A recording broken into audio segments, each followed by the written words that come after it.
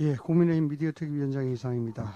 경제 위기 속에서도 본질을 외면한 채 정파적 논리를 우선하는 방송의 선택적 보도에 대해서 말씀드리겠습니다.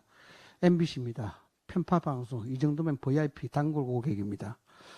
현재 대한민국은 경제가 휘청이는 날들이 이어지고 있습니다. 이런 엄중한 경제 위기 상황 속에서도 MBC는 여전히 정치적 갈등, 특히 윤석열 전 대통령과 관련한 뉴스에 상당한 비중을 두고 보도하고 있습니다. 날짜별, 방송사별 메인탑 뉴스를 자세히 살펴보겠습니다. 지난 4월 7일은 미국발 관세 충격으로 코스피가 5% 폭락한 날입니다. KBS는 관세 충격의 5% 폭락, 8달 만에 블랙 먼데이라고 첫 뉴스를 보냈고, SBS는 관세 쇼크에 파랗게 질린 정시 하루 새 112조가 사라졌다고 보도했습니다. 반면 MBC는 김 여사 조사 초읽기, 검찰청사에서 조사가 필요를 탑뉴스로 내보냈습니다. 대한민국 경제보다 정치권의 견제가 우선인가 봅니다.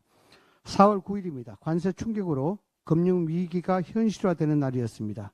KBS는 환율 1,500, 눈앞 코스피 2,300 붕괴, 관세 충격 어디까지를 첫 뉴스로 보도했고, SBS도 원달러 환율, 금융위기 최고, 코스피 2,300 붕괴를 보도했습니다. MBC는 어땠을까요? 경제뉴스가 아니라 국회 나온 이완구 헌법재판관 잘할 수 있다, 사퇴해야 맹공이라는 뉴스를 내보냈습니다. 다음은 4월 10일입니다. 이날은 트럼프 대통령이 상호관세 90일 유예 결정을 내리고 중국에는 125% 재보복 결정을 내린 날입니다. 이날 KBS와 SBS는 이 뉴스를 상세하게 탑 뉴스로 내보냈고, MBC는 이왕구 막아달라 가처분, 마은혁 주심 맞는다를 보도했습니다. 그리고 지난주 일요일은 갑자기 영하권으로 떨어지면서 눈이 내리고 강풍 피해가 발생한 날입니다. 갑자기 추워진 날씨라서 기억하실 겁니다. KBS는 간판 떨어지고 담 무너지고 강풍 피해 이어져를 첫 뉴스로 보도했고, SBS는 눈 맞은 벚꽃 우수수 4월 중순인데 체감은 영하권 뚝이라는 타이틀로 첫 뉴스를 보냈습니다. MBC는 윤 전 대통령 측 재판부 결정에 동의, 커지는 비공개 재판 논란, 이것을 탑 뉴스로 보도했습니다. 국가 경제 위기와 국민 건강보다 정파적 득실이 우선적으로 보도되고 있습니다.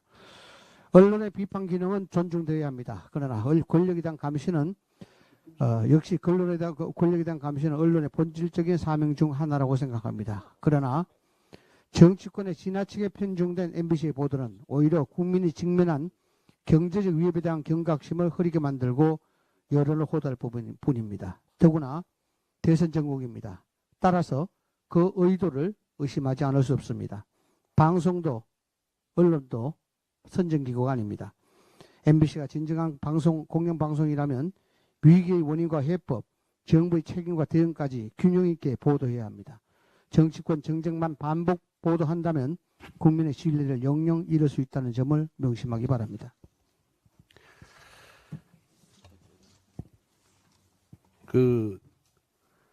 MBC 보도가 편향되고 민주당 친화적으로 보도한 지가 하루 이틀이 아니고 벌써 수년, 거의 10년 가까이 되고 있는데, 오늘 또 들어보니까 정말 심각합니다. 저는 MBC가 과연 공영방송이 아니라고 생각한 지는 오래됐지만은 지금 대선 국면에서 계속해서 우리 당만 비판 공격하는 걸 보니까 이거는 민주당의 기관방송이지 이 공영방송은 절대 아니다, 공정한 방송은 절대 아니다라는 생각을 다시 한 번 더 하게 됐습니다. 여기에 대해서 계속해서 좀 감시하고 비판해 주시기 바랍니다. 국회 과방위 국민의힘 관사 최영두입니다. 원내대표께서 말씀하셨지만 언론의 자유는